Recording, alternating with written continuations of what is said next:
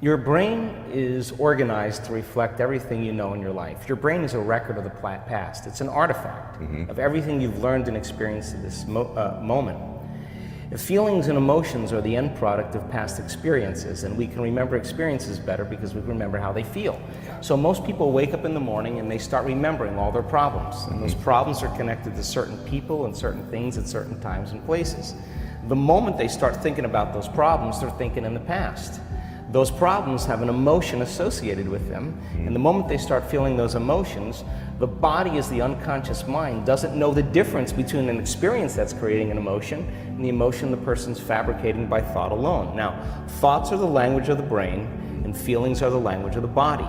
And how you think and how you feel creates your state of being. So most people's entire state of being, when they start their day, is already in the past. So you have a choice. The choice is you're either defined by a vision of the future or you're defined by the memories of the past.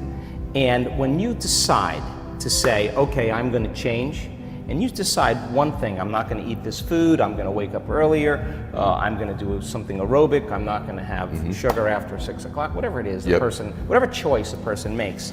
The moment you make a choice to do something differently, and the hardest part about change is not making the same choices you did the day before, get ready, because it's going to feel uncomfortable. It's going to feel unfamiliar. There's going to be some uncertainty and unpredictability, and that's the moment the game is on. Yes. So then most people, their body has been conditioned emotionally to be the mind.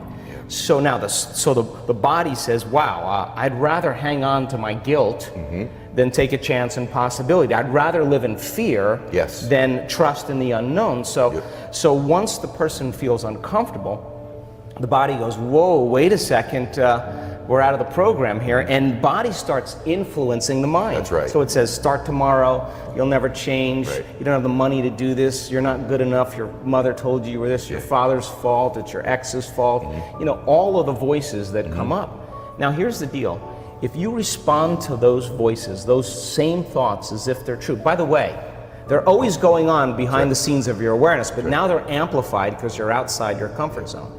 You believe in that thought's going to lead to the same choice, which is going to lead to the same behavior, which is going to create the same experience and produce the same emotion, and the person's going to say, this feels right. No, that feels familiar. Going from the old self to the new self is a neurological, it's a biological, it's a chemical, it's a hormonal, it's a genetic death of the old self. And people will say to me, in that void, in that unknown, I can't predict my future. And I'll say to them, the best way to predict your future is to create it. Not from the known, but from the unknown. I love it. So close your eyes now and think about that vision.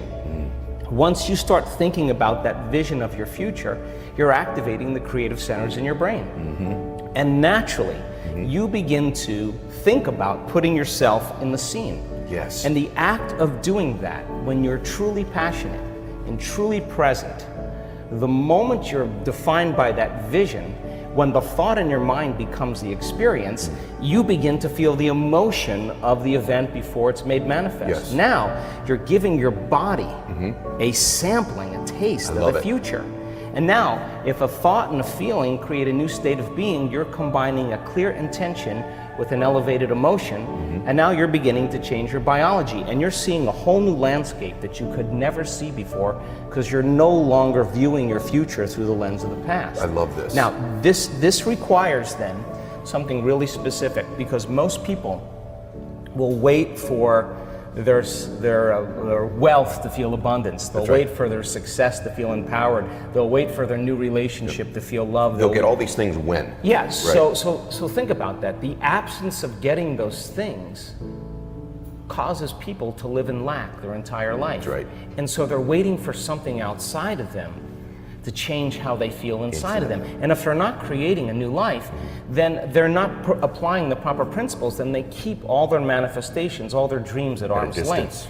Well, think about this. If you get up feeling gratitude, if you get up feeling empowered, if you get up feeling whole, if you get up feeling unlimited, why would you worry about whether it was going to come or not? You would feel like it already happened.